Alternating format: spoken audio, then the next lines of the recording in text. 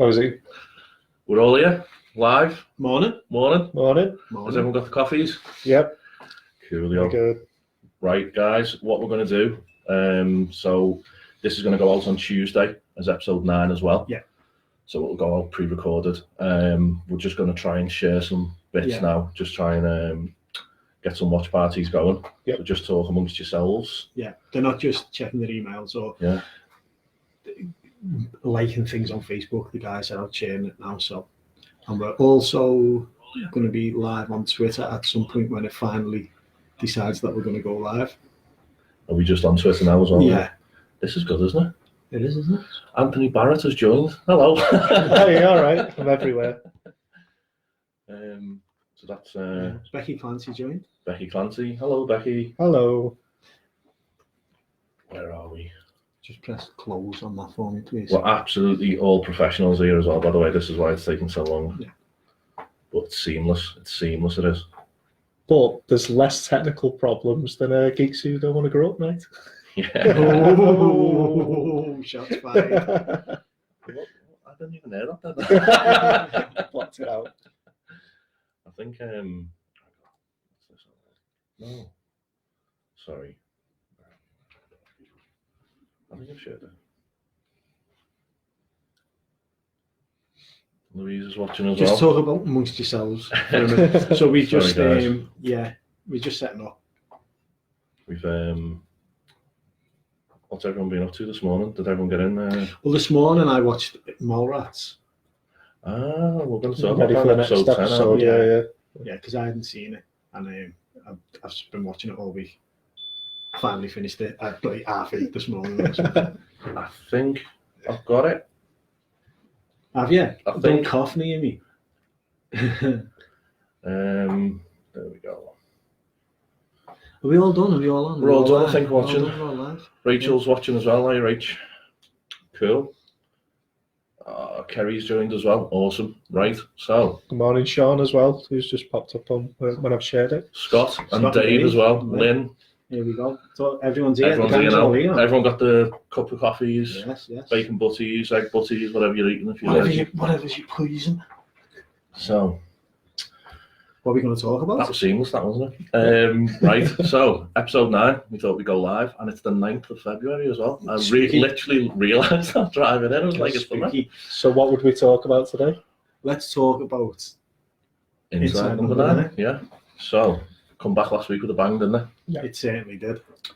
What did you? More like with a whistle. Yeah. So it had last week's episode had Liverpool's own Dave Morrissey in as well. Kenny boy. Yeah, Yeah. Kensington. I was looking as well around the time he was like born in Kenny and stuff like that. All the McGanns are from there as well, aren't they? So it must be something in the water, I think, as well. Possibly. Kenny Matrix. Not Yeah. far away, is it? John's watching now as well. Hi, John. Hi, John. Excellent. Hi guys. Anything, by the way, whilst we're talking about Inside Number 9 or anything, we're going to talk about a bit of League of Gentlemen as well. Yeah. A bit of Doctor Who. Obviously, we're going to mention Picard. Bit of Dracula. Little bit of Dracula, all that. So I went to see The Lighthouse yesterday as well, starring Patterson and Willem Dafoe as well, and it was absolute mind bending. So if you've seen that, jump in, comment. Is you like it based on another film? Has there been another version of it made previously? I think it was so the guys who did it made Witch as well. Oh, right, We'll okay. talk about it in a bit anyway. But I think it was originally done as like Edgar Allan Poe story, but it's not quite that. So we go into it later anyway. Just a quick hello to Frank and Artie, who've just joined my feed. Awesome. And Tom as well. Hi, Tom. So I'm just drinking from my massive Yoda ahead here as well. Yoda Coffee. bucket. It's the only thing that gets me to a Sunday morning. Right. Inside number 9. Inside number 9. Right. Rachel's just commented about Uncut Gems as well. Right. So we're actually going to talk about that as well because it's Adam Sandler's new film as well. Right, We'll mention that later on. I haven't seen it yet. I'm put off by the fact that it's Adam Sandler. But anyway, we'll come back to that. What's wrong with Adam Sandler? So much. Right. So yeah, Inside number 9. Come back last week. Dave Morrissey's a referee. Yeah. It all takes place in a changing room, doesn't it? Yeah. Because obviously the thing about Inside number 9 is that they are generally like locked into one scene, one place. Yeah. Yeah. What did you think? was as good as the previous I loved it. series. I loved it. So before we got together, we said we were going to get together our top 5, and I actually put this into my top 5 because I enjoyed it that much. Yeah. So it wouldn't be. To be honest with you, I really enjoyed it, and it was nice to see the show back. It followed that Inside Number 9 formula. You just got a story going on, and then all of a sudden, this twist just hits you in the face. Yeah. It wouldn't actually make it into my top 10. Oh, right, okay. Even though I thought everyone was brilliant in it. Sorry, technical Patchie's just looking at the Twitter feed. Yeah. Every time I get a message, it comes up. Because I get loads because I'm that popular. The Twitter feed. I think, so, like me and Patchie are massive football fans, red and blue. To be honest with you, not a football fan. That wasn't why I didn't like it. Like, it's not that I didn't like it. Like I said, it just wouldn't be, out of all the episodes, and when we said we were getting our 5 together, such a hard task because there's that many amazing episodes. Yeah. I mean, I'm a rugby fan. There's still reps in rugby, and they still have the same problems. I seen that there was a couple of comments on Twitter, basically. So because they talk about the rules of the game quite a bit in it and stuff, and they reference like Howard Webb and stuff like that. And I still got it. Was it the San Miro? Yeah. San Siro. Not a football. So, as you say, that made your top 5. Yeah, absolutely loved it. I loved it. Yeah. Because I don't think it relied too much on football as a device. No. You know what I mean? It was just, that was where it was. I didn't think that, but maybe I was thinking I didn't think that because I love football. So to me, what they were talking about was just like what I knew. Yeah. Beeping going on. It's fine. It'll go off in a sec. Don't worry, guys. And we are broadcasting from the middle of a gale as well, aren't we? So be safe out there, guys. Yeah, definitely.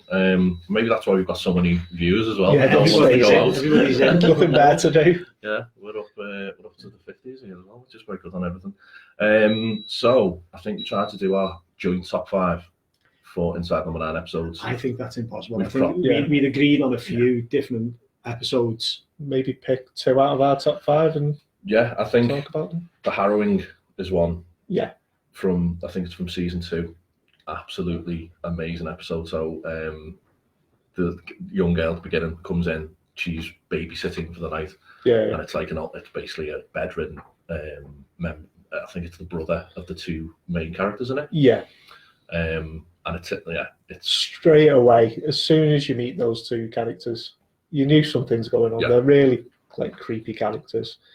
And then when you're looking around the actual when the girl's exploring the house, you just see all these really like demonic paintings, and the house is really cold, and you just see it moving towards that textbook horror, old school horror her stuff. face is in one of the pictures or something as well, isn't it? It's like she's the chosen one type I don't think I've seen this episode, you know. It's fantastic. I'd remember that. It's very patchy episode, to be honest. It's because it doesn't a friend joins her as well, doesn't she? And it turns out like a friend is in league with the 2 people who have the house. The bedridden old person in the upstairs, he's actually like he's got a demon inside him, and they have to move the demon to another fresh vessel every so many years to contain it. Right. And basically this girl they choose as like a sacrifice for it. Yeah. The ending's amazing. Yeah. The ending is absolutely amazing of it. I know when I first watched it was just like, this is, because a lot of the other episodes in that series and even the previous series were just, obviously there's always been twists and stuff like that. I think this was one of the first like real horror ones that they did. And it definitely had a horror feel. Because they're rooted in that English horror type tradition. Yeah. Well, everything that they do, there's always that element of like macabre. Yeah, black comedy. Because it's been like that since they did League of Gentlemen, really. Because there's that bit where the policeman comes and they're talking to Tubbs and Edward, and Tubbs just goes, "We didn't burn him." It's like Wicker Man type stuff, isn't it? Yeah, Wicker Man. The Nicolas Cage one. Bees. Do you remember when we went on holiday? We watched The Wicked Tree. We did. The Wicked Tree. The Wicked Tree is like a sequel to it, and I thought it was brilliant. Guess what? George didn't like it. We're talking about, by the way, getting a bell. I didn't explain that. Every time me and George disagree. I think that'd be a good idea. I think it was a great idea. That was all. Oh, I'm not going to go and talk about the film because watch the Wicked Tree if you get a chance. You can get it on the. I think that was the worst. We bought it on Prime. On Amazon for like 50 pence or something, didn't you? I think it was about £2. Was it? Couldn't believe George just sat there going, I want me £2 back. Still owe me £2 for I that. wouldn't pay 50p for it as well. So that was one episode we all agreed on. I think another episode was 12 Days of Christine. Yeah, it was so good. Yeah. I think just watching that, I mean, I've watched it back a good few times, but that first time you're thinking, is it like time travel? Is there a bit of a glitch in the Matrix? Press close on the phone, please. Well, you think she's just losing her mind, basically. Yeah, It's slowly, something's straight away from the program. It is, something's not right. Yeah. But the ending, I can't watch it again. I've it's only watched heartbreaking, it once. to be honest with you. It's Definitely. Because I think it's the whole the way it ends, basically. So the girl in it, Christine. So it's based at Christmas time. I think it's actually a bit of a Halloween. It starts at Halloween when she's having a Halloween party and she meets a fella, doesn't she? And it seems to be like it's jumping through her life, and you don't quite know what's happening again because you think, is this how it's supposed to be? But every now and then she keeps seeing Reece Shearsmith's character, like she opens the cupboard, and he's standing in the cupboard soaked, and he's saying, "I've got him. Don't worry, I've got him. He's safe." Yeah. And it's like, what the hell? And then it goes off, and then she says about it was like a boyfriend in school, I think, or something, and he's passed away, and she doesn't realise he's passed away. And there's a bit where she comes up with a little boy, I think, and he's got a burn on a firework burn, and her mum says, "No, it's not him with the firework burn. You're the one who burned yourself." So she's getting everything mixed up, and it ends where she's basically all the family around her. Absolutely devastating end of the episode, but so lovely as well because it's like, is that what happens? When I saw Ghost Stories of the film, that is kind of the same kind. It reminded me a lot of that episode because it's kind of the narrative jumps and there's little bits in it here and there that relating to the other parts of the story and stuff. The main girl in it as well. She's Sheridan Smith. Yeah, she's brilliant in it. And as you said, you've only watched it once, but I've watched it a fair few times. To be honest, I think I've watched all of the episodes a fair few times now. What's so brilliant about the show, and this is an absolute perfect example. They, when you watch it back, you can see how they're building towards that massive twist. And you just look how they've actually pieced everything together and how they've written it, and you just think, wow, these guys are absolutely amazing. I've spoken to when the program started a couple of years back, and I said to Patchie, it won't be long before they're writing, Hollywood scripts and stuff like that, and because they're just, how is no one?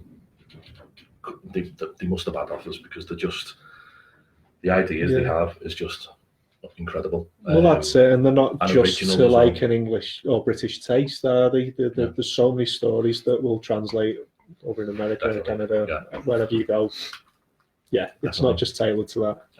Sorry, Twitter's died. Oh, Twitter. Never mind. It was never going to last over Twitter. No.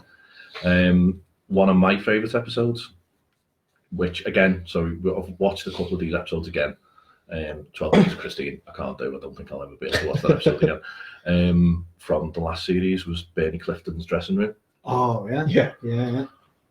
Again, I don't think I'll be able to watch that episode again because it was just so really cleverly lovely. Well, wasn't it? Again, you don't know, you've no clue. So basically, Reece Shearsmith's character comes, doesn't he? It looks like he's getting back together with his old partner. He's there for a reason. It's like to put one last show on with him.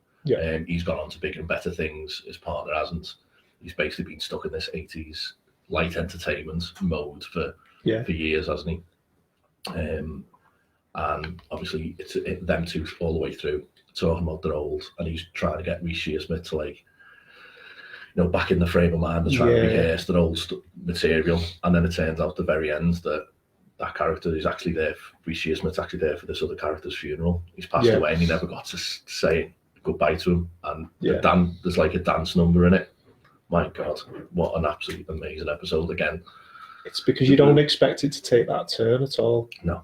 It was a bit dusty in the house, I think. That episode, a little bit dusty, definitely. The beginning, it almost seemed like they were just trying to go for like legs akimbo again. Yeah. Or even like creme brulee. We'll see, because in in League of Gentlemen with creme brulee, like the guy.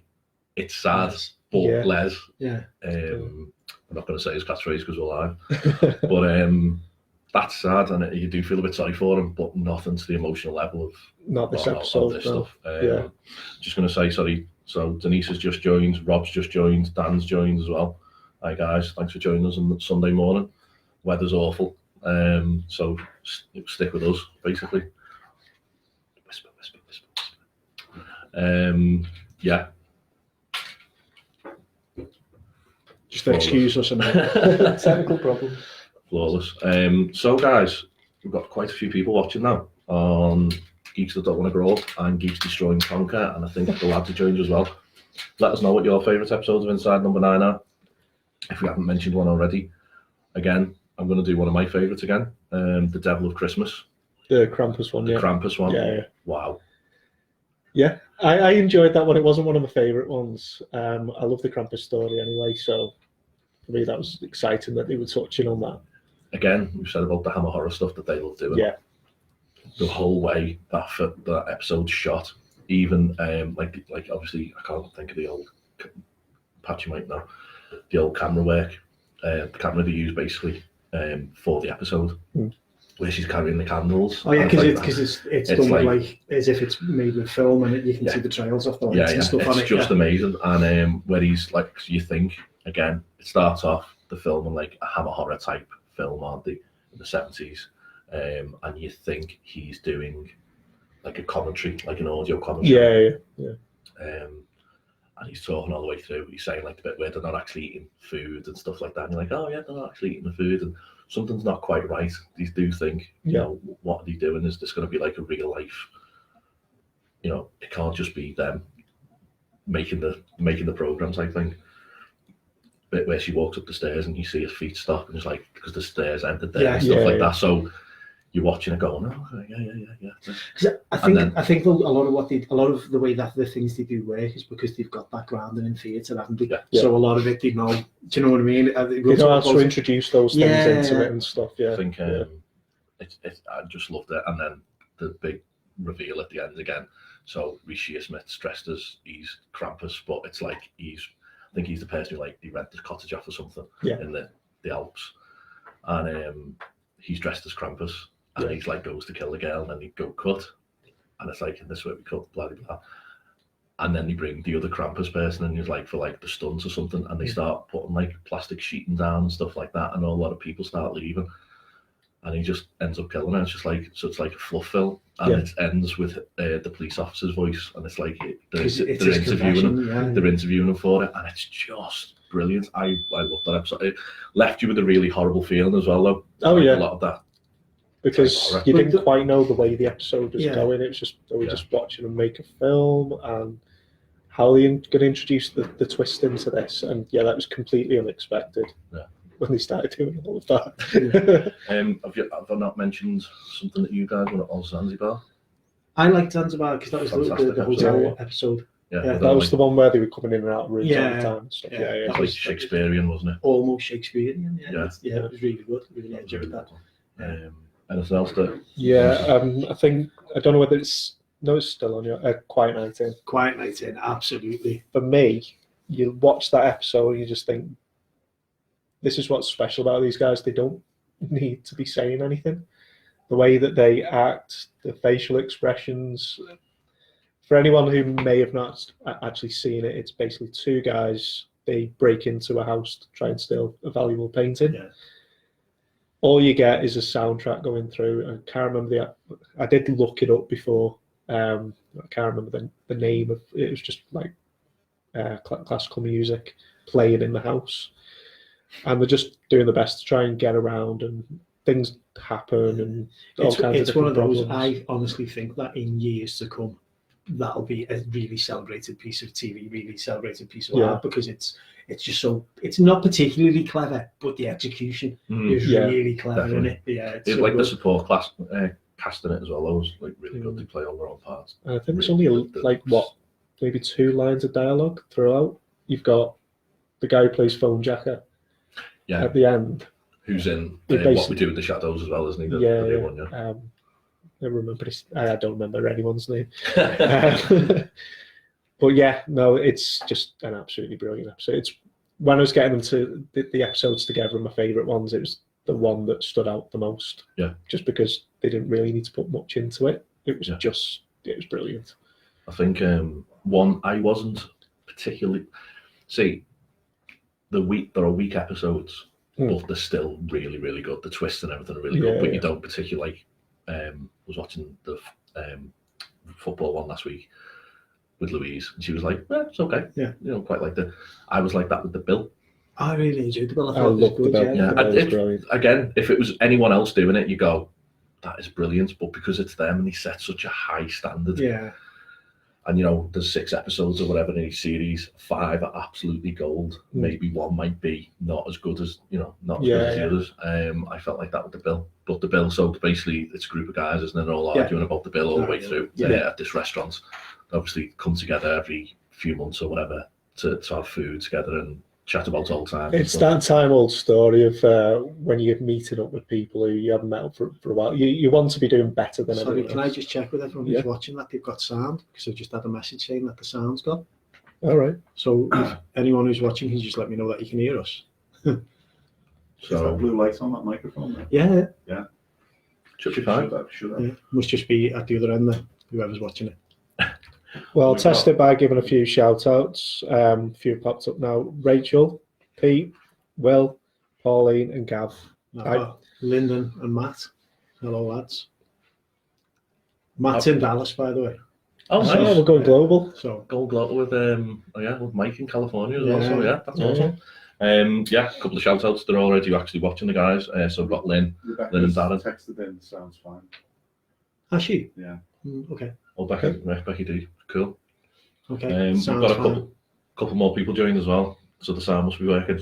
Michelle, Steve, and Kat as well. Yeah.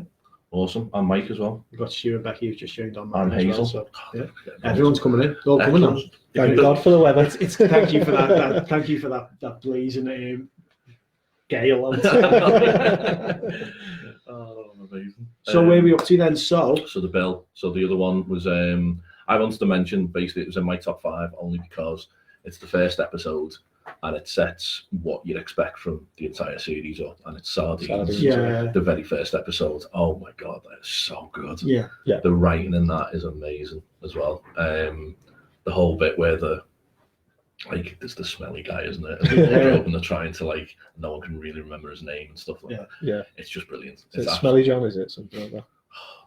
Yeah, I think it was. Yeah, and they call him by his name, that name, don't they? Basically, that. And it turns out he's the one again. So something's gone on, really, child abuse type thing earlier on in their lives, and it's this undercurrent all the way through. You don't quite know what's happened, but then it all kicks off near the end again.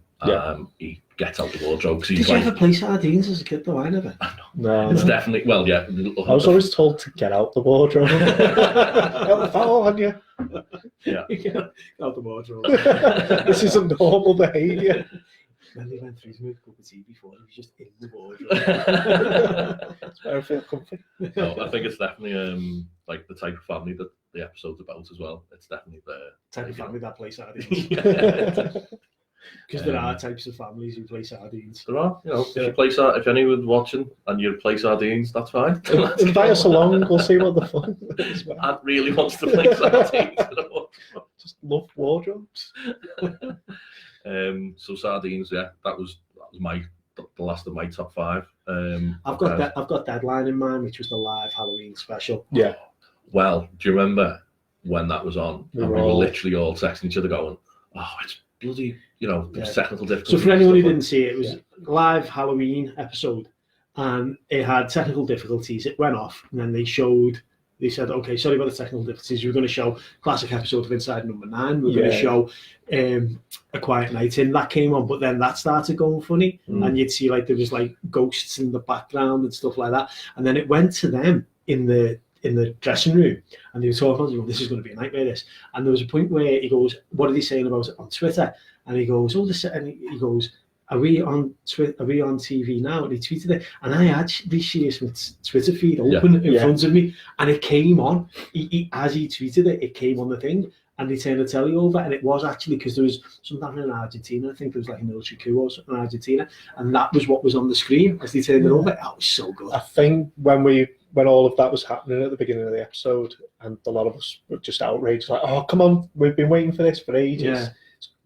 Like, how can you have technical difficulties now? And I think I remember you saying in our group chat, "No, just Sorry, have a look." I've just got a message. Lyndon has just sent us a message saying he's been playing sardines since 1986 and he hasn't been found yet. So that must be some form of record. Well done, Lyndon, mate. How's he charging his phone? If Lyndon's family are watching, he's in the cupboard. No, the whole He must live somewhere hot where nobody goes in and gets the coats out. He doesn't. I know where he lives.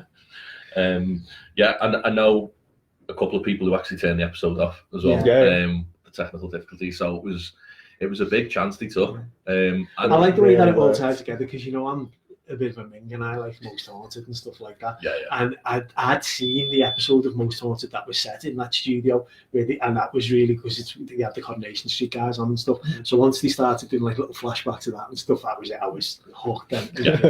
I think basically when they're in the changing rooms, the dressing rooms, it becomes apparent that basically something's not right. So it's the episode of Most Haunted from years ago, which was based in the Granada Studios, where they filmed Coronation Street and stuff. And someone's supposed to have killed themselves, or was it an old cemetery or something? It was built on a cemetery, and then the cameraman or the lighting guy, whatever, jumped off the lighting rig or hung himself up, hanged himself. Pardon my English. Hanged himself in the light. And that's where it goes from. But I mean, saying about technology now, obviously, I'm not one for having my phone when I'm watching something. I try not to. You try and have it to the side and stuff. Well, thank God we did. Well, that's the thing. If we didn't have our phones messaging each other, I would have maybe just turned over. But it was like, oh, I can't believe this. And then we started chatting about other things. And it was only when they started playing Quiet Night In, and it went, like, and you look back up to the screen because it was on quite low. I was like, right, okay, this is how we're going to go. It was really good. So once they'd have another technical difficulty, then but it was when the sound cuts off. It was just so cleverly done. I know a couple of people who missed it first time and then watched it. The actual plot of it, because they went, can't we just get them to show the one the practice one from the other night? So it kept showing you little clips so you could see what parts of the story were as you were going on. I really wanted to see the rest of the story as well. It looked really good. It was one of those when once it finished, you just sat there thinking, you've done it again. Yeah, they're absolutely amazing. But you think, how are you going to top that? And then they always do. Keep on doing it. Yeah. Another couple of people have joined us as well. Sorry, I'm not. It's just because we're live. It's only the second time we've been live, so I'm trying to get everyone who's watching, welcome them all. Katie has joined, and Chris Thompson as well. Hi, Chris. Lee's joined. Kat, hi, Lee. I've got Amy, Carol, Nina, and Mike. Welcome. So, any comments that you want, any questions you want us to talk about? Keep it clean. Keep it clean. It's a family show. I know. There's going to be a lot of Inside Number 9 fans. Chris Thompson is a huge Inside Number 9 fan as well. So, Chris, let us know what your favourite episode is as well, mate. Yeah. Probably got baby Alex watching with him as well. Hi, Alex. So last one, I'd just like to give a mention. The episode Tom and Jerry. So it's where you've got the school teacher.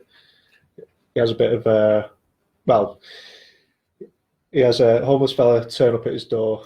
Oh yeah. Where he dropped the £20. He returned the £20 note. Yeah. Then he invites him in. He ends up getting. They end up getting like a bottle of whiskey. They start drinking, and then you just watch Tom spiral. And just get into this bit of a hole, influenced by Meg, constantly drinking, loses his girlfriend, and then there's just this this absolutely brilliant twist. And one thing is, it's always difficult to touch on the subject, but it's all about mental health. Yeah. And I think they do it perfectly. Yeah. So that was a really it's one of the top episodes. Yeah. It's basically all the way through as well. His wife's talking to him, isn't he? Yeah. Isn't she? Sorry. And she's like, you can't believe, how long is he going to be staying here with us? Type Yeah, thing. yeah.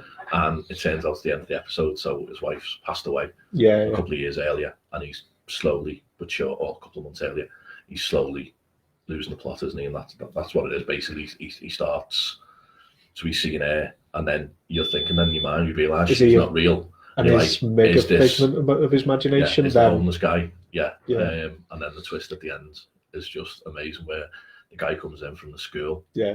He's got his life back together. It looks like he's cleaned up and everything else. But this is because the homeless guy, who he thinks is a figment of his imagination, he's actually killed him in the bath. Yeah. He drowns him. We don't quite know who he is, but I mean, he's got like a badge on, so whether he was like a support worker of his to kind of get him back on track. Never thought of it like that, Lost the plot and he's killed him. He's there in the bath, but spoilers. What spoilers? Yeah. Sorry, Jason. But what was brilliant about that and how Reece Shearsmith acted that, like, portrayed that role, so chilling. When he just looked in the bath, it's like, yeah, that's Meg. And it really creeped me out that little bit. Yeah, because he just goes, oh, he's not real, it's fine. Yeah. And you just like the other person who is a real person seeing him. It's just fantastic. But there's little clues all the way through, isn't there, again? Yeah. So the bit where the answer phone message, and it's the teacher in the school, and he hasn't quite put the phone down. It's like, oh, I think he's okay. I think, he's... So you think something's not quite right. It's that watching the episodes back and just really being able to see how they build that story. It's so interesting.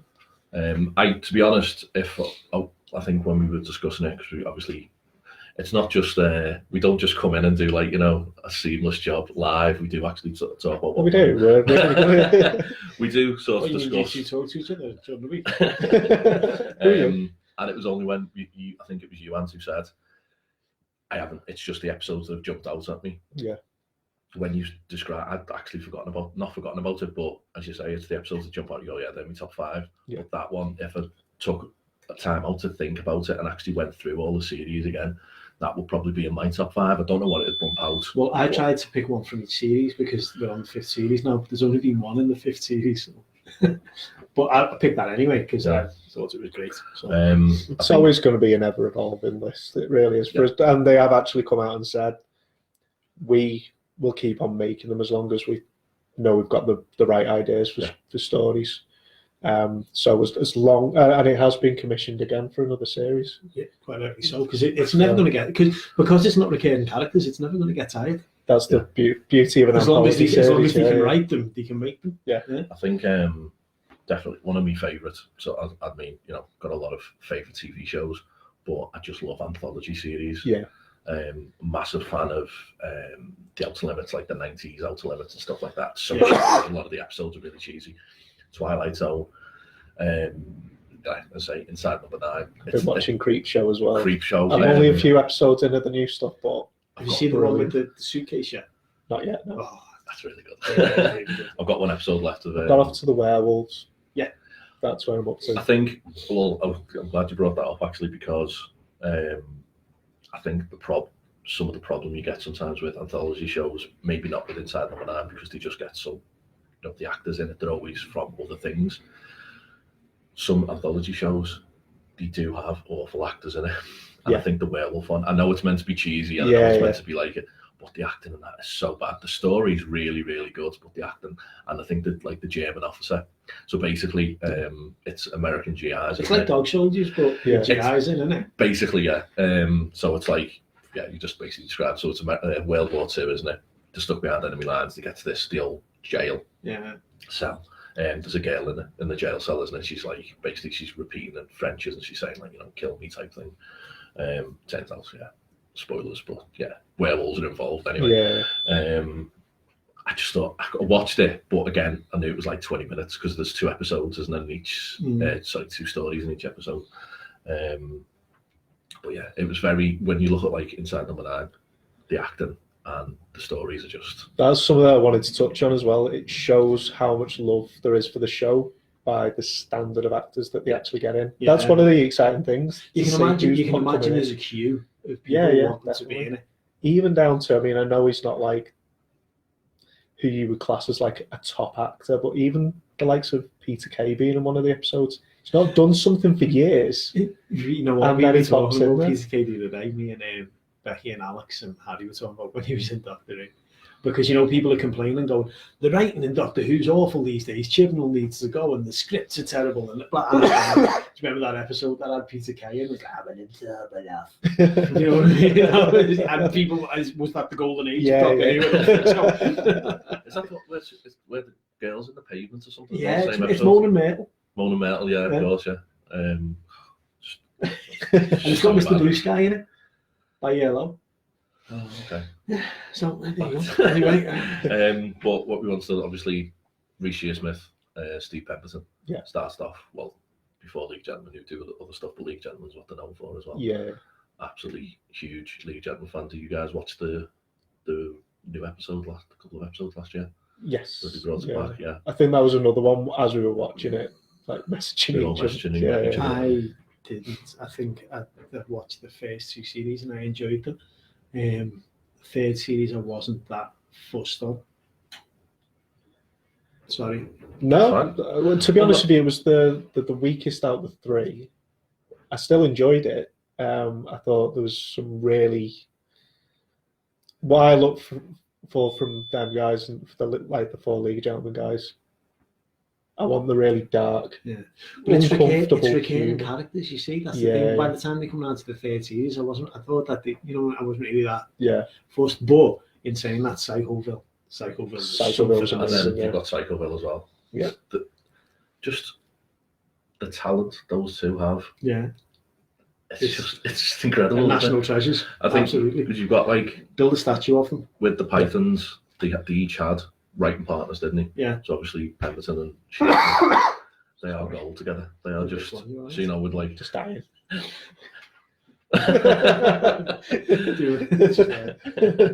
Tribute episode next week.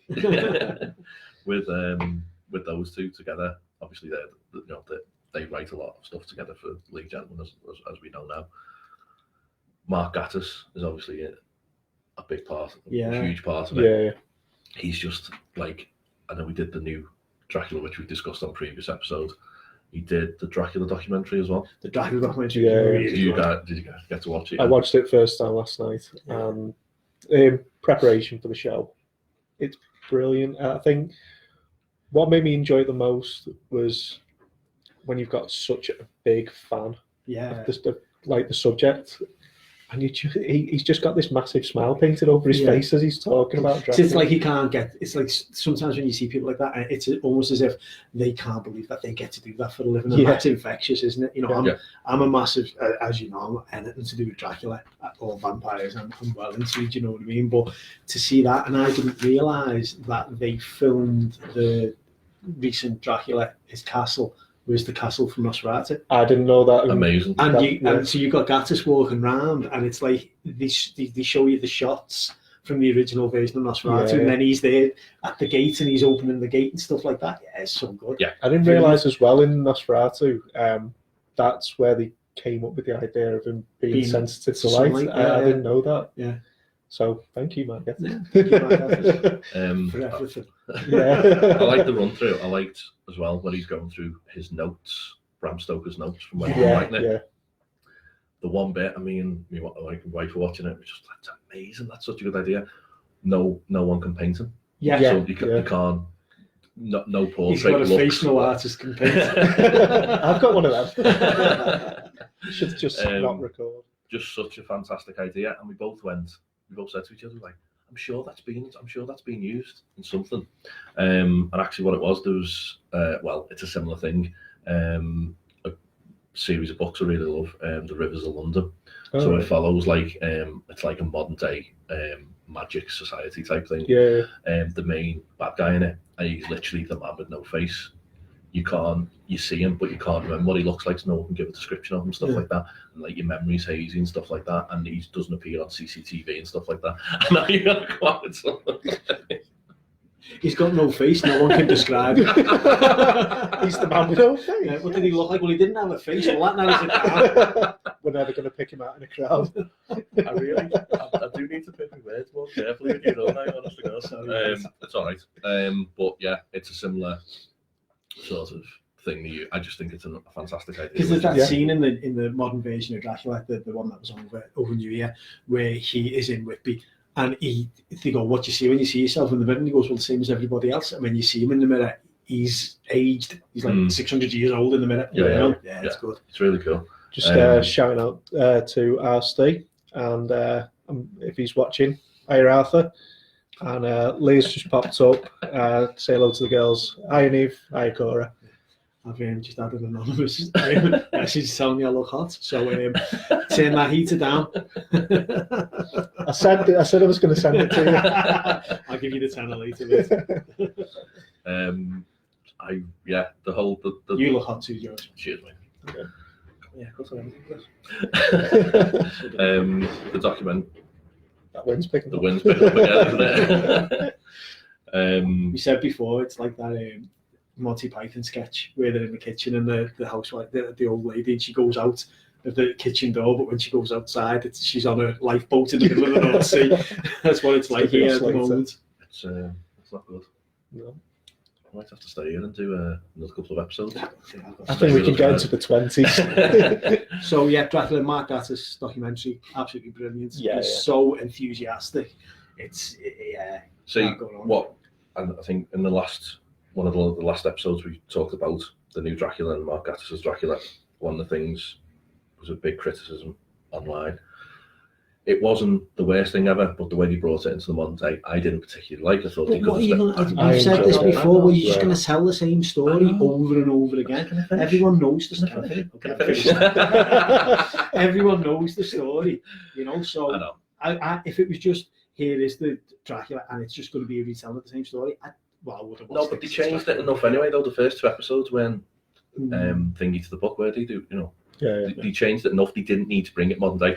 But what I was laughing about watching the documentary, she says about Christopher Lee being a bit tired of playing Dracula by the time Dracula 1972 AD or whatever it's called. Yeah, which is brilliant. Such a good movie. Yeah, but it was just like, it was like, it's a bit strange having it in the modern day. It was like, you've literally just made a programme and brought him into the modern day. Yeah.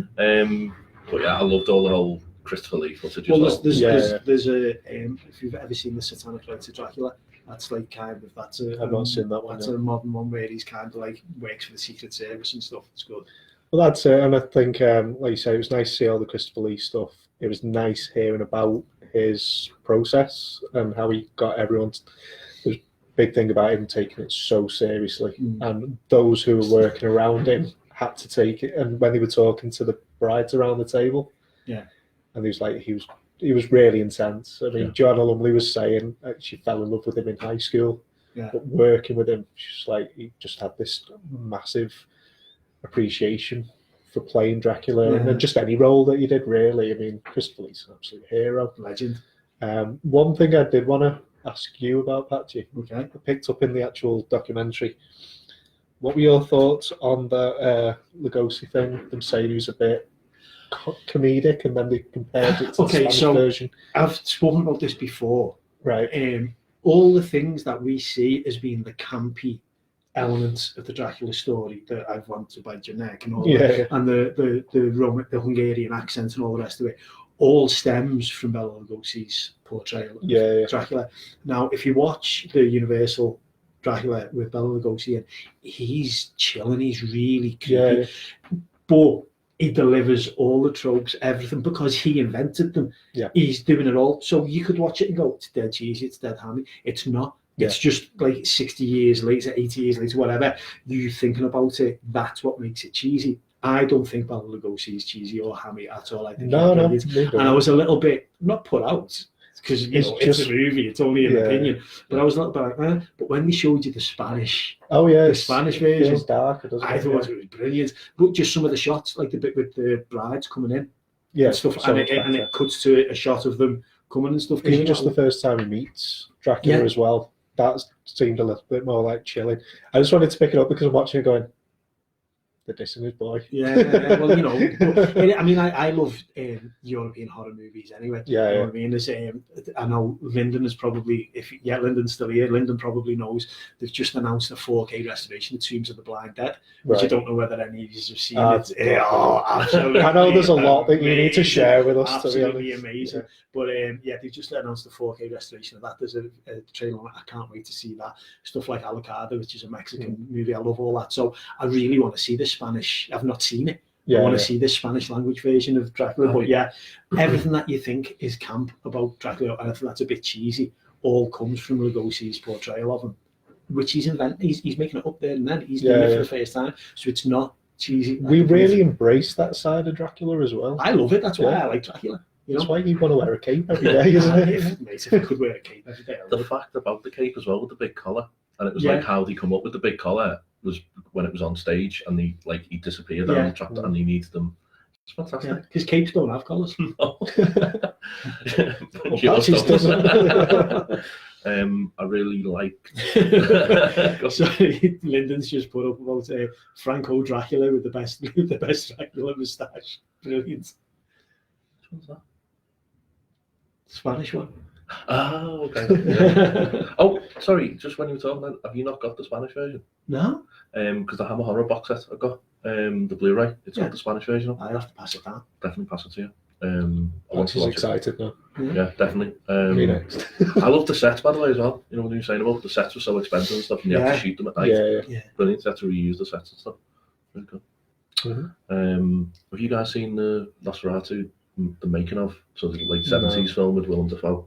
I've seen Shadow of the Vampire. Is it Shadow of the Vampire? Is that That's not from the 70s. Shadow of the Vampire is the one with what's his name in it? John Malkovich. John Malkovich plays F.W. Murnau. And they said the only way that they could get somebody creepy enough to be Nosferatu was by hiring a vampire. That's the same one, it wasn't the 70s. I've not seen that. That's really, you should watch it. It's really, really good. Yeah, Eddie Izzard's perfect. Yeah. So I've sold it to him, you know. Just say hello to Dave. And Louise has asked the question, have we seen Demons? Yes, I've seen Demons. Okay, so there's this. That might have just been directed at me because it's on my feed, but no, I've not seen Demons. It's brilliant. I'll lend you it. I've got Demons 1 and Demons 2. There's a second one. Mate, don't watch it. So now I guess, now I know why Louise. Basically, so we spent a week in a caravan where I was just trying to convince him every night to watch Demons. And amazing after Genesis, amazing. So it was me and Louise, you and Becky and the kids. Yeah. One caravan. We watched Demons. I had shingles on the holiday. The patching on that. My shingles wasn't the worst part of the holiday. Demons was the worst part of the holiday. Absolutely no taste whatsoever. I'm gonna have to turn me back on you now, George. You'll enjoy it, mate. You'll enjoy it. It's really good. Yeah. You've probably got a couple of copies of it, though, haven't you, as well? I have got a couple of copies of it, yeah. Just in case. There's always one nearby. Yeah. There's one here. I saw it in a charity shop. I think I bought it for £2 and went to him. Yeah, watch that. It's brilliant. And he was like, so I've got 2 copies of it. I'll be honest, I don't think I actually got through the whole thing. You didn't? Shingles were too itchy. Right. Is that all we've got to say about Dracula? Moving swiftly on. Yeah. I was going to mention, but I haven't actually watched last week's Doctor Who episode. So, we'll watch that later. Yeah, it was good. Yeah, it was good. Yeah. I'll take the word for it. Yeah. It didn't, because there was a massive, but I mean, enough time's passed now for us to speak about it. There's this massive reveal at the end of the, not last episode, the episode before, where it's just another doctor who's she's like just a spare doctor. Yeah, and it's been, no one knows where she's going to fit into the whole thing, and the internet's gone into meltdown. It's absolutely brilliant, but nobody is quite sure. And then it just hasn't been mentioned again, so it doesn't pick up for it. This week's one doesn't go, that was a bit weird, who was that? You just carry on with what they're doing. I might have to, not maybe, yeah, you can just let me know when she comes back into it or when it's mentioned again and I'll watch it. Okay. But yeah, I'm really enjoying this series Doctor Who, and I know it's not for everyone, but we're ways when it was off air and I had to listen to Big Finish audios. That's all I've got to say, is we're bothered them ways. Right. He's never even watched an episode. I really don't care. I do care for you, obviously. It's a big thing for you. It is a big thing. You're going to turn your back on him now as well? No, that's what I'm going to do. Patchie watched Mallrats for me. Yeah. Very true, yeah. Yeah, I did watch Mallrats. Well, another thing that, I don't know if Anthony's watching it this week, if you're into it. Let me guess, Picard. Oh, just before we talk about Picard, right? Just really quickly, Picard. Just really quickly, right? I've been watching this thing on Netflix that I just want to mention quickly. The Stranger. Seen it? Been watching it? No, but I've been told that it's good. Right, so the story of it is there's a guy and he's at football with his kids, his wife's away, and this girl just turns up and she's like, you can't trust your missus, she faked the pregnancy, she did this, she did that, and he's like, why are you telling me? And then his life starts to unravel, but it's like all different things happening. So of interest to us is the start of it is Richard Armitage, who played Thorin in the Hobbit movies. Right, okay. Played Thorin Oak and Shield. Paul Kay is in it, which is Dennis Pennis. Paul Kay is in it as a copper, and Hannah John Karen plays the Stranger. And Hannah John Karen, I figured out today, is Ghost from Ant-Man and Wasp, the girl who keeps shifting. Oh right, yeah. Oh yeah. Okay, so watch it; it's so good. It popped up on the spotlight. It's on Netflix, isn't it? Yeah, it popped up on there, and I did recognise a face. And I let the clip run when it's on the spotlight. And yeah, no, it looks good, and a few people in work have said it's worth a watch. We're 5 or 6. Oh, Becky's telling me not to give any spoilers away. So, and she's a top fan, so I have to be good. She is a top fan. She's a top fan. I'm a top fan. But yeah, it is really, really good. I'm not going to give anything away. She's probably sat there watching extra episodes that I haven't seen yet. I think, sorry, I've just put the comments on from the other feed. So Christine is watching as well. Hi, Chris. John has said they can hear us, so that was from before as well. Kat really likes Most Haunted, which I think we already know. Kat Most Haunted is by the way, Most Haunted is now on Prime. If you've got Amazon Prime, after I don't know whether there was some kind of clause that it couldn't be shown again while Derek was alive, I don't know. But it's now on. But strangely, it's like series 1 to 4. A bad Most Haunted bingo. It's like series 1 to 17, but not series 13. One of the series in the middle is missing. Is that the one where they got like taken because it wasn't real or something? They got something. That was the unlucky series. What do you mean it's not real? Lynn as well. I think actually we spoke about this with you as well. She's saying she loves it, but the companions, I'm not really loving the amount of companions. They're all good. Yeah, I like that. I think that these are the strongest cohort of companions we've had in a while. Do you think there's too many though? And in each episode they try. I think what made the episode with the new Doctor in from the other week really good is that they were only in it a little bit. Okay, so for me, I think that the companions in Doctor Who work best when they are asking the Doctor the questions that you'd be asking if you're there. They're there as a plot device to move everything along. Yeah. What I don't like, and I think that this is why Martha was such an unsuccessful companion for the Doctor, is if the companions are strong enough to have their own show.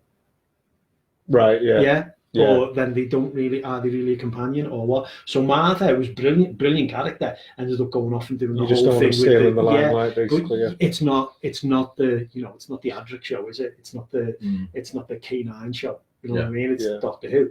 So yeah, I do understand that, but I think that they're really good, and there's been a lot of things where they're working together as a team and stuff like that. It's not just the Doctor fixing everything by being able to use the sonic screwdriver, and that's the MacGuffin to get them out of the hole that they're in. So yeah, I think they're good.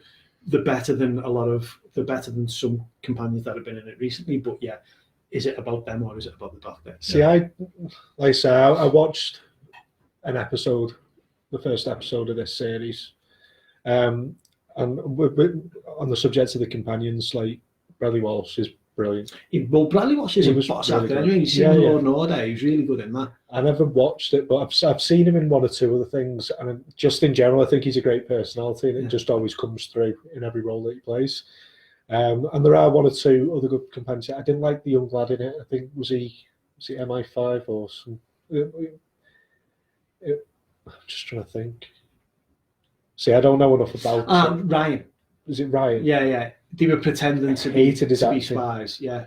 Hated his acting. Yeah, I think he really wound me up. I like Ryan. We like Ryan. We're fans of Ryan in our house. Right. Yeah. I mean, obviously, you have to enjoy the character and what he's doing and stuff. But just that episode I was watching. I think it's tough to dip in and out of something like Doctor Who. Well, you've got to have a look for it, and we touched on it when we talked about Doctor Who last time. I think there's no in between with it. you either really love it or you just don't bother with it. I don't think you actually hate the show. Yeah. You just don't enjoy watching it at all. You dip in and out of it, don't you? You used to be a big fan, and then you're not a fan now, are you? No, it's the series. That's the episode I missed. Was it episode 4 or something the other week before? And I asked you. I said the Tesla one. The Tesla. Yeah, I started watching. I was like, ugh. And then you said, "Oh, you don't need to watch it to watch the rest of it." Yeah. And then when the new Doctor came in, I really enjoyed it. Yeah. But I haven't watched this week's. But shall we move on? Yes, I'm let's. aware of time. You mentioned The Stranger. Yeah. Just last night, I actually watched 2 episodes of Lock and Key on Netflix. It's amazing. You're a fan of the comics, aren't you? Or am I thinking of something else? Someone I've not watched. Well, Sorry. But it's something for me to look into. Lock and Key, so starting last night. It was released, this weekend on Netflix. It's one of those, like Stranger Things, they've released all 10 episodes at the same time. Yeah. So I think a lot of people will be binge watching it this week. Louise, my wife, has read a few of the comics. She loves the comics, does. It was fantastic. There was a couple of bits in the first couple of episodes. She said it's a little bit out of order. So it is quite like the comics, but obviously you have to change certain things with TV. It's really good. Fantastic. It's a bit, I thought it'd be a bit more Haunting of Hill House, or a bit more of a horror, or a bit more grown up. It's a little bit Stranger Things type. Just with, anything since Stranger Things has been released, anything with a couple of kids in, and you find something a bit supernatural. Yeah, you obviously think of Stranger Things straight away, but it does have that feel. It has like an 80s. I just think of Goonies feel. Yeah, the whole Goonies thing, 80s feel, Explorers, all that sort of stuff. So yeah, check Lock and Key out. I did actually watch Picard last night as well. It's really good, isn't it? God, it's so good. I'd say it was probably the weakest episodes of the 3 so far. Right, okay. But he finally got on to a spaceship last night as well. Engage. I nearly, Did you see though? When it goes on, no spoilers really for anyone who's watching it. But when he gets onto the ship and he thinks it's the captain, but it's not a hologram. Yes. Isn't that a novel idea for a show set in space where there's only one guy on the ship and he's got a hologram to keep him company? Never seen that before. Well, I like because the hologram is basically, so there's a medical hologram, and then there was like a because in Voyager the Doctor is a hologram, isn't it? Yes. Oh, he's so annoying. I liked him. He was my favourite character. No, I thought it was really good. There was a couple of. Did you notice you seen at the end of episode 2? Hang on, just a minute. Wait. You hate the Doctor in Voyager. Yeah, but he is not the most annoying character in Voyager. Because you've got Neelix. Oh my God, Neelix! If Mark Jager's watching this, I think Mark might have popped up before. Mark got lent me all the Deep Space Nine stuff and all the Voyager stuff years ago, and we watched them all. And we agree with Neelix. He's so annoying. Yeah, he's the worst character ever. Is it possibly one of the worst characters in any show I've ever watched ever? I never season ticket at Goodison for 10 years. See, I want to watch Picard. Do you have to have a history of Star Trek, or can it be pretty much standalone? I've got a couple of notes from last night's episode. Discovery, so it's. See, Discovery kind of happens in a completely different place to Picard, doesn't it? But yeah, I don't really think that you need to. This is the 4th time this message has come up saying, "Have you seen Terminator Genesis?" By the way, have you seen it yet? Not yet. Watch it. I am going to watch it. The best installment of the Terminator franchise. Harry, I feel like it's a group watch. It is, yeah. Let's have a watch party. Yeah. We should do it. We should watch it and stream us watching it. Yeah. You see George really get stressed out. Yeah, you can do that, can't you? Just like, as long as you're not actually, we can do that. Yeah. Might have to have a beer. Demons. Demons and Genesis double bill. But Picard last night. So yeah, it was at the end of episode 2. Did you notice where the caravan was when he went to meet the girl? Is it right? So it's because it says it's at the such and such rocks, and it's like these rocks that are shaped like this.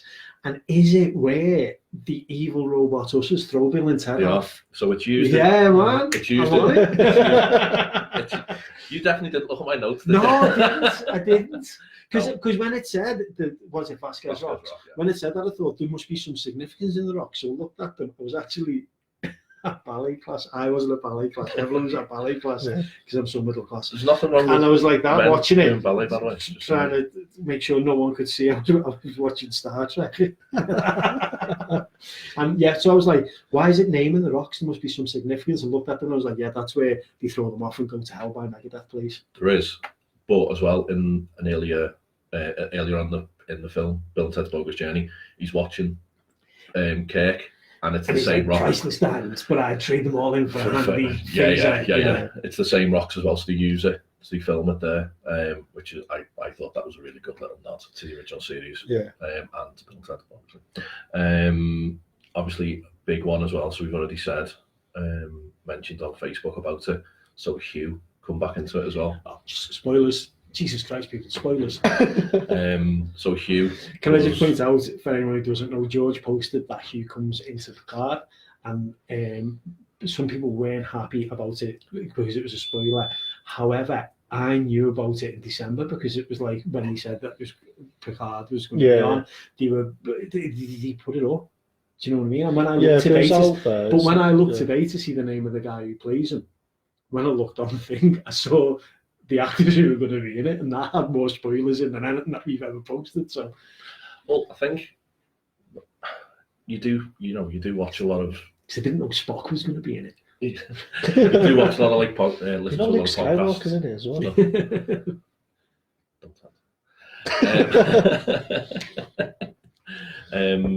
And one thing on this podcast, when anytime we talk about anything, even if it's 10 years old, we try not to do spoilers. We try not to talk about we won't be able to watch it. Especially new things. We were talking about Inside Number 9 before, and we did go through a couple of episodes. But as long as it's a while back, but that is not a spoiler. Last night, with no, you. To be fair, because I was it's watching not like big dramatic music. He was in it for like 5 or 6 minutes talking and stuff, and I was like, am I meant to know who this is? Now, this is me as somebody who has quite recently got into Star Trek, but I've watched old episodes and stuff, and I was like, do I need to know who he is? So I googled it, and I was like, oh yeah, that's who that is. Yeah.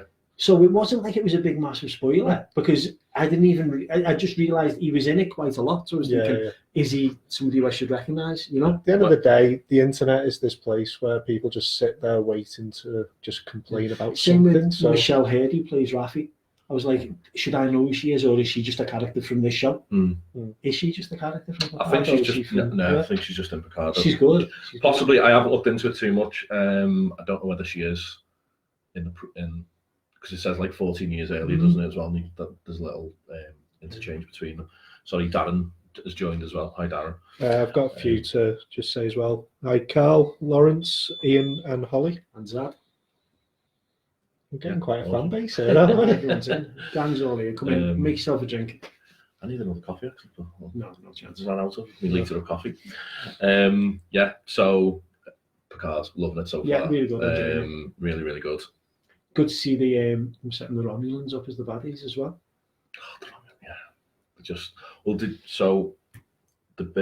The security officer in it, she is a yeah. So she's a Vulcan. Okay. I know. Obviously, you've recently. I know what a Vulcan is. Dude. Can you do that, by the way? Can you do that? Yeah. Like that. Yeah, I can do that as well. So basically, the Vulcans. Do you know like their origins and stuff? So the Vulcans and the Romulans are one race. Yeah. And they split up. So the Vulcans went the way of like sort of peace and reflection and scientific. The Romulans embrace emotions, and they embrace like they're just basically a war race. Okay. So she's a Vulcan. Well, you think she's a Vulcan? Maybe she might be a Romulan in disguise. You don't know. Like a transformer, isn't it? Yeah. But she's. I think she's going to be a really good character because she's quite intimidating, and because she is a Vulcan. Emotion. I like Admiral Clancy.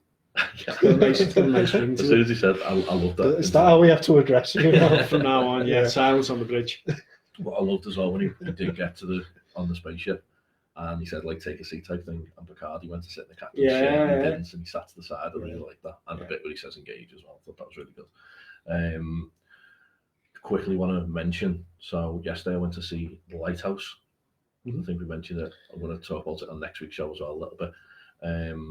I'll try and see if I can watch it before then. Yeah, I think I'll do the same because it's a film that when I read into it, I really want to watch it. It It sounds so interesting. It's it's going to be claustrophobic. It's going to be a little bit weird, a little bit twisted. The guys who were involved, who made Witch is absolutely fantastic. But Witch is a bit more linear with the story, so it's a bit more. It's still twisted and it's still a little bit jumps a little bit. Yeah, but it's a bit more sort of like layered, and you know what? there's tangents there and everywhere. Yeah. Everything. You don't know if he's by himself, if Willem Dafoe's really there. It's amazing what it is as well. It's shot 35mm, and I had to do a note of this. So it's orthochromatic, the way they shoot it. So it's basically it looks like 19th century photographs. Basically, the images are just amazing on the big screen. But where they've shot it and produced it, it's square on the screen. In the cinema. It just looks amazing. It's absolutely beautiful. Someone who like me, well, it's my brother-in-law. He's watched it, and I don't know if this is right or if he's just winding me up. But obviously you'll know now. Apparently they trained a seagull to do certain things. I haven't looked into it, what they did with the seagull. I don't know whether it's nothing like that, by the way. The lighthouse keeper's life is a lonely life. It's the whole thing. Just maybe seagull. Watch it, honestly. But yeah, there's the bit with the seagull in it, and there's the whole. Again, it's not spoiled because it's if you know you see stories or whatever. But basically, it's bad luck to kill a seabird, as we know, like albatross and stuff like that. I've heard Rhyme of the Ancient Man by Iron Maiden. Shout out to me. who are listening as well. Maiden are listening. Yeah, big fans. Sorry, drop my pen. So yeah, basically it's bad luck. So they think that souls of dead sailors inhabit seagulls and seabirds and stuff like that. So that's a bit of it. So there's this. Is it the same one from the Yoda video? I'm being asked. Popping on the coconut. Oh, I love that song. I'm gonna have to listen to it in the car. But yeah, so it's shot beautifully.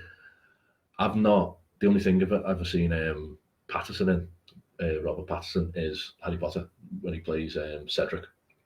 I've not seen any of the Twilight stuff. I've not seen any of the. He's made a lot of independent movies. I've never seen any of the Twilight movies. Believe it or not. Believe it or not. Stay clear of that.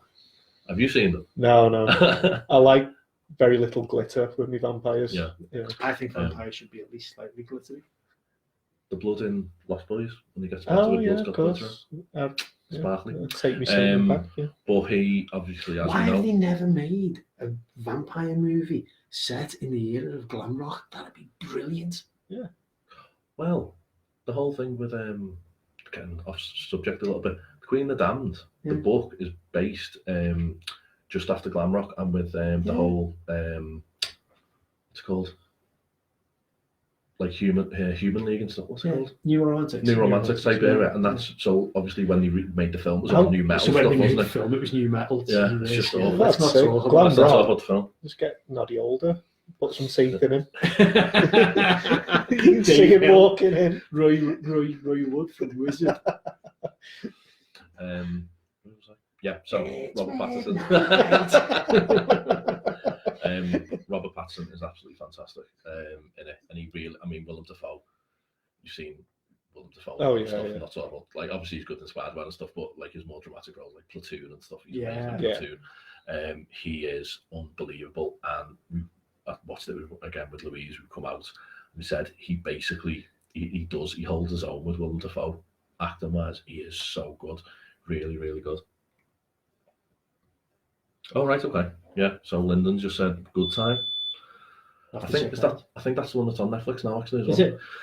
So basically, there was a lot of criticism online again because online is just poison sometimes, isn't it? When he got the role, the new Batman, who's going to be Bruce Wayne and Batman in the Batman, which has started filming last week in Glasgow. Believe it or not, so it's. I'm really looking forward to after. Batman. It's supposed to be a bit more noir and stuff like that, like detective. I'm up for it. I love Batman's my favourite character. I absolutely think he's amazing. So hopefully he'll do a good job of watching this yesterday. There's always hope. Watching it yesterday, he the emotion he portrayed with his eyes. I'm sorry, you've just been sent this link for a film called Suck, which is a 2009 rock and roll vampire black horror film, starring and written by Rob Stefanuik. and it's also got Malcolm McDowell, Alice Cooper, Iggy Pop, Henry Rollins, and Alex from Rush. So I'll be watching that. I'll watch that. That sounds amazing. So it's really good. So hopefully you guys can watch it before next week's episode, or at least the episode after. I thought it was brilliant. It's heavy. It is a heavy watch. It's just under 2 hours, and you don't come out feeling great about about yourself or about whatever. It probably gets you. Go home and take a shower type thing. Yeah. One of the reasons they shot it the way they did, and with the square screen as well, as you were saying, basically, when you're watching it, you're not getting the full, say like the full room and stuff, so the audience isn't seeing. So you feel a bit more claustrophobic. It's just, it's so good. I mean, especially on the big, obviously on the big screen. Yeah. So, is there anything anyone wants to? I was just going to talk because it got quite a good response when I posted about it a couple of weeks ago. Bringing back Curb Your Enthusiasm. Oh, yeah. I've watched, I'm up to date, watched 2 episodes up to now, and Larry's just bit back with a bang.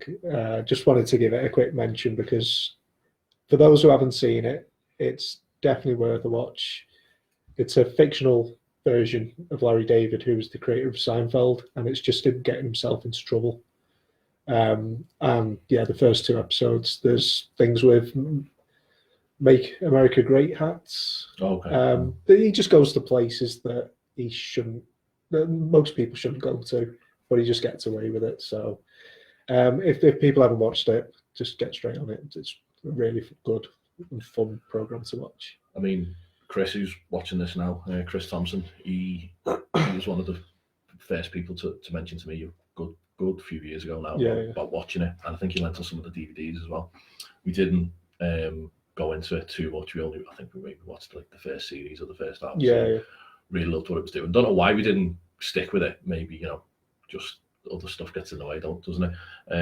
But from what I watched, it was absolutely brilliant. He is superb. I think I watched up to like the whole where he's David Schwimmer, where he's doing the producers and stuff like that. With the David Schwimmer's the nuts and raisins that his dad's selling, and he's having like a hotel party, the party in his hotel room and stuff like that, and he comes and he's like, doesn't it? It's things like that where there's certain actors that actually come into the series. I mean, in that particular series, you've got Mel Brooks. He comes into it. Oh, right, okay. Yeah. Because obviously they're doing the producers. Yeah. But no, it's just a really good. I've always absolutely loved it since I first watched it about 12, 13 years ago. And I've absolutely loved Larry David since. I'm not a Seinfeld fan, but I love Larry David because of that show. I've tried to watch again. I was talking mentioned before about trying to watch Seinfeld previously because it's just got this huge reputation. It's very much of it. You watch like Friends and stuff like that, or Cheers. It's very much of its time and stuff like that. And it hasn't aged well, I don't think. I've tried to pick Seinfeld back up since watching Curb, and I just can't get on board with it at all. They even do a series where they're trying to bring Seinfeld back. Oh, right, okay. And that's brilliant because it just still feels like a Curb episode. But I've never been able to enjoy Seinfeld at all. I am actually going to go back into Curb Your Enthusiasm. It's definitely worth a watch. Definitely. One thing I thought I'd try and finish it before this episode, and I haven't been able to. With a little bit left, so I've been reading. I don't know if you can see it on the screen.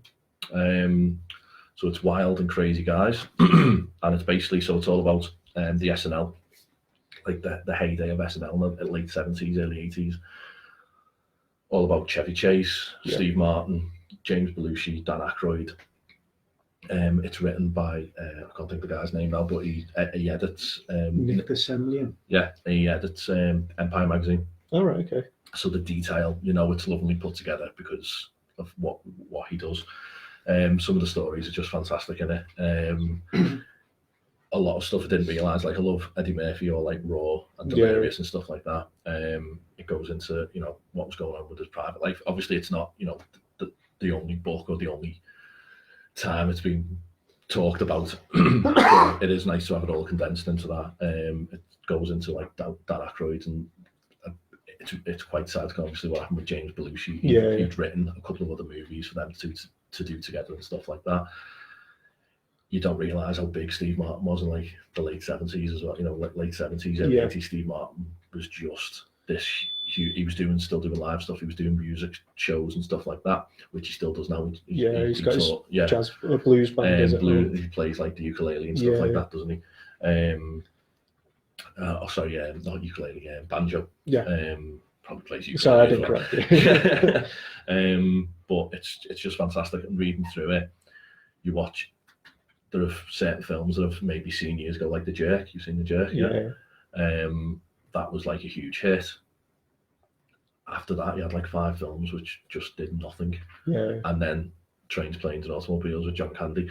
Like it goes in on the front cover, it hasn't got John Candy or Rick Moranis, but it talks about like the Canadian version of SNL, basically. I think it was SCTV. All these stars coming in. It was just this period in time from mid-70s to the late 80s, the amount of films and material these guys did.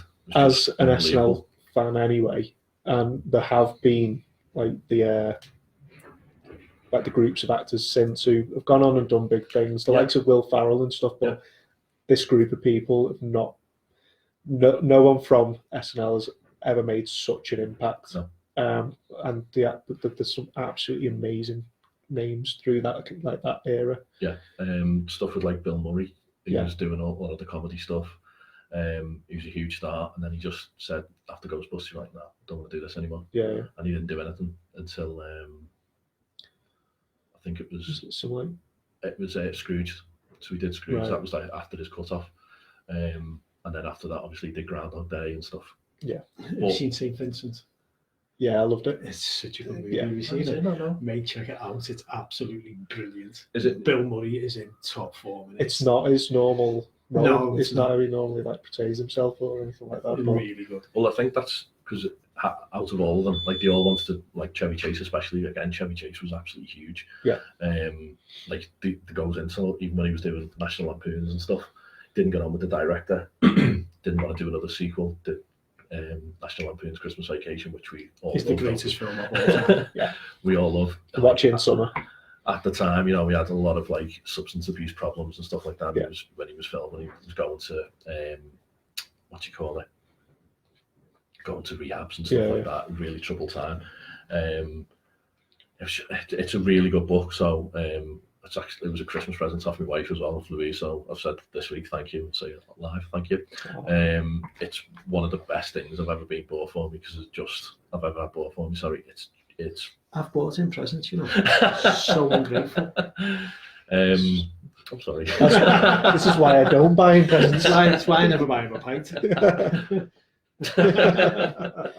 Rachel's joined as well. Hello, Rachel. We'll finish it in a minute.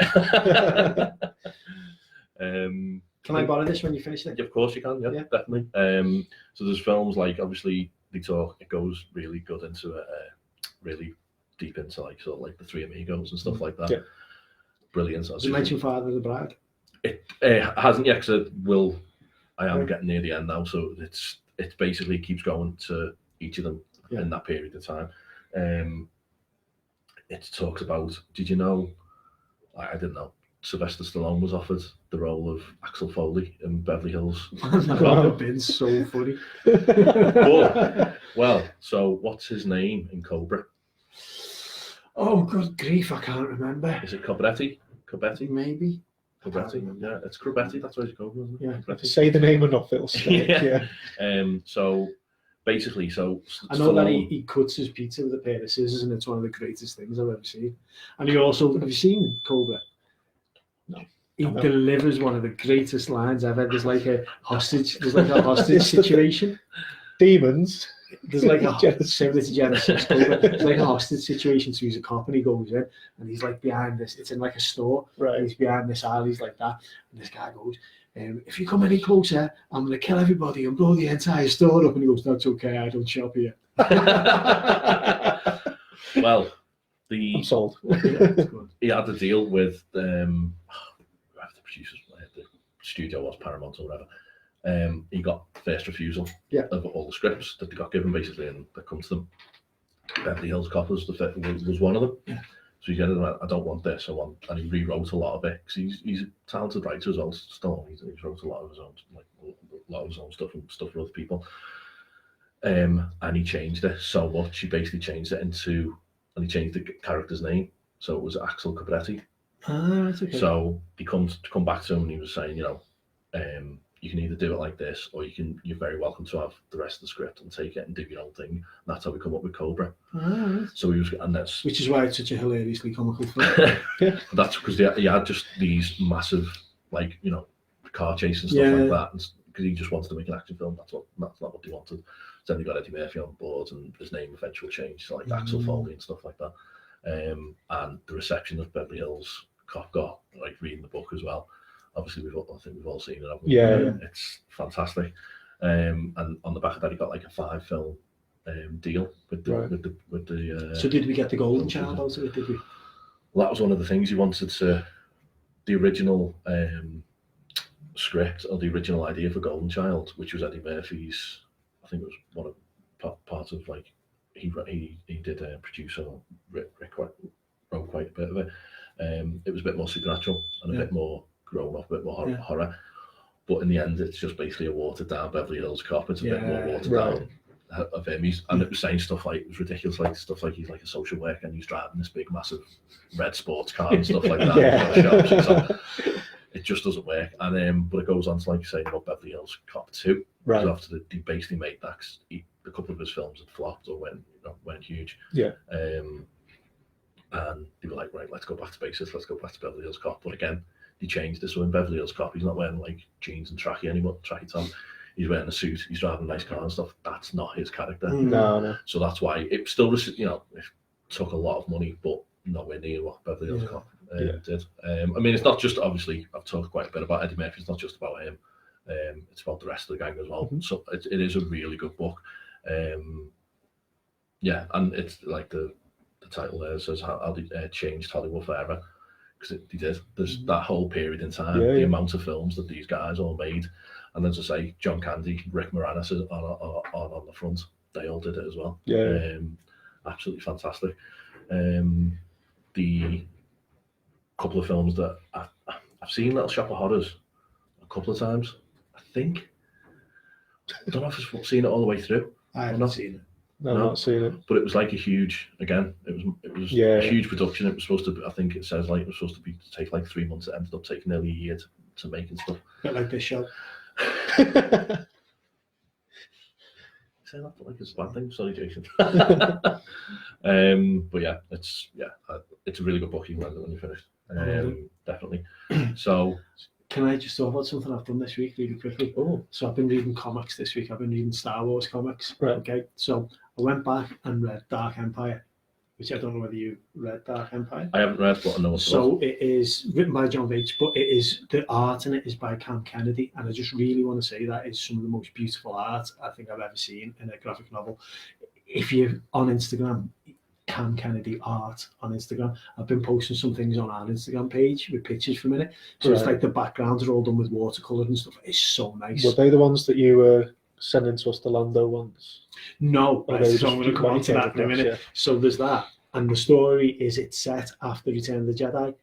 And they go, it's what happens after Return of the Jedi. Yeah. Emperor's not dead, he comes back as a clone, all that kind of, that's all in there, do you know what I mean? So it's really good. Leah's a Jedi in it. It's really, really interesting. The reason I read it was because Marvel have put out 2 new titles this year. Right. A new Star Wars title and the Darth Vader title, right? So I've read the first 2 episodes of Star Wars and the first episode of Darth Vader, right? First. And it's set in between Empire Strikes Back and Return of the Jedi, which is where Shadows of the Empire used to sit. Right. So you know, I always bang on about Shadows of the Empire. That's no longer canon. So they're writing things in now that are going to be the new canon, and it's just so weird. It's like they go back, like Darth Vader's in it, and he's got a droid, and he goes to Coruscant, he goes to Padme's chambers, he goes to Tatooine, to where Lars Homestead was. It's just so weird because it doesn't make any sense that they're doing these things. It just doesn't fit in. It's really bad. I'm going to read the rest and to see how it fits out. But I started reading them and I felt a little bit not cheated, but it just seemed a bit rubbish. So I went back to read Dark Empire again, and like I say, it's some of the most beautiful art that I think I've ever seen. It's really nice, really nice. So have a look at that if you get a chance. I've been posting pictures on our Instagram in the story where I've just seen things and I've gone, yes, I took a picture of it, put it on. So keep an eye out for that. You do look really nice. Anyway, so that's been my. Well, when you said you censored it about saying like Emperor being cloned and stuff, just like that's all you had to do. Right? So what you had to do, yeah, it was already there. It was in written. Literally, but these clones Snoke. Yeah. And it's like, why not just? We could get into another. We could. Yeah. And the whole bit of the Death Star was basically like absolutely blown to smithereens. Like it wasn't. Big piece just fell, and the chamber happened to be in perfect order. Should have made the whole Death Star. That's what they made his throne room from. But yeah, so that brings us nicely into this, doesn't it? It does actually, yeah. See what you did there. So you are reading me notes. So the 26th of this month, we've got John Williams night at the University of Liverpool. Yeah. Someone won tickets. Yeah, we asked people to just comment on the actual link. Tell us a story about John Williams, wasn't it? Yeah, basically. We basically selected the first comment that came up on there because all the comments were really nice to read over. So it's Ant Yank McKenna. He's also known as House of Scouts on Facebook. But yeah, he'll be joining us on the 26th. Excellent. I'm looking look forward to it. And he's a good guy because he's a St. Helens fan. So he's a wolf. And he's an Evertonian. Yes. God. I might not go. I might just say something. No, it'll be a really good night. I'm really looking forward to it. It's part of. It's takes place in a really amazing part of the university as well. Yeah. In the old library. It's going to be a really nice night. Cool. It's going to be really cool. One thing actually, I nearly forgot. So when I went to see Lighthouse yesterday, there was a trailer for Parasite. Have you heard anything about it? I have heard about that. Yes. Yeah. It looks amazing. Again, I think it's one of those. It's not going to be what you think. Yeah. It looks really creepy. So we'll see that this week as well. All the Super Bowl trailers were on really quickly. Super Bowl trailers were on this week, and there was some really interesting stuff on there. Mm-hmm. There was what did we have? We had James Bond, Top Gun, but Sonic movie looks brilliant. Yeah. The Invisible Man looks absolutely outstanding. It looks really good. I can't wait to see that. Chevy Chase's and memoirs of Invisible Man as well. He was, yeah. But this the Invisible Man I always found was like kind of like a goofy thing, wasn't it? Like, so I don't want to be invisible anymore. But this is like creepy. He's like he's in a house and he's watching it and stuff. Yeah, no, it does look good. Yeah, it was always a bit tongue in cheek, wasn't it? Yeah. So Excellent. Cool. Is that all? That's us. That's us done, yeah. Thank you. Literally, I know we've had hundreds of people watching us, so thank you all for staying thank with you us. very much. It's been really good. Thank you. Obviously, the weather's maybe played a part, or you just really like our jib. I don't know. Yes. So we've got a couple of little things were in the pipeline for Geeky Nights, haven't we? Yeah. So I just wanted to say as well, apologies for, I know a couple of the people who are watching now bought tickets for the Wizard event that couldn't go ahead, unfortunately, due to circumstances beyond our control. So that will be put on again. Yeah, we'll reschedule that. We'll reschedule it. Yeah. We've got quite a few little things in the pipeline as well. And do you want to get your big joystick out? Knocking over Bucky. We have a golden joystick. We have a golden joystick that Ant is crafted from finest gold. Took me hours. So one of the things we're going to do, which was part of the Wizard, basically, it's not quite finished yet, but it looks superb. So you get to win this, basically. For anyone who remembers Games Master back in the day, you can have your very own golden joystick. Yeah, it'll have a little plaque on your name and everything. So that will be coming soon. We will reschedule. Yeah, and we will let you know. So thank you very much to dozens and dozens and dozens and dozens of people who've joined. Millions and millions and billions and billions. Right. So if you're listening on the podcast as well, thank you for joining. There's going to be a little song to celebrate episode number 9. At the end of that, we can't unfortunately play on the live show because it'd just be us sitting here listening to the song as well. So you get a little bonus. So make sure you go back if there's anything we've spoke about that you think we've missed out. Saying about all the SNL stuff, saying about Star Wars, saying about Dracula, whatever, that you think we should have mentioned. Go follow back. us on Facebook, follow us on Twitter, follow us on Instagram. Follow us down the street. Follow us to work. I need a stalker. So thank you for everyone for joining, and thank you, Jason. As thank always, you, Jason, as ever, for making us look and sound brilliant. So see you next time for episode 10. Enjoy the rest of your Sunday. Be excellent to each other. It's okay. McClunky. Snoochie boochies.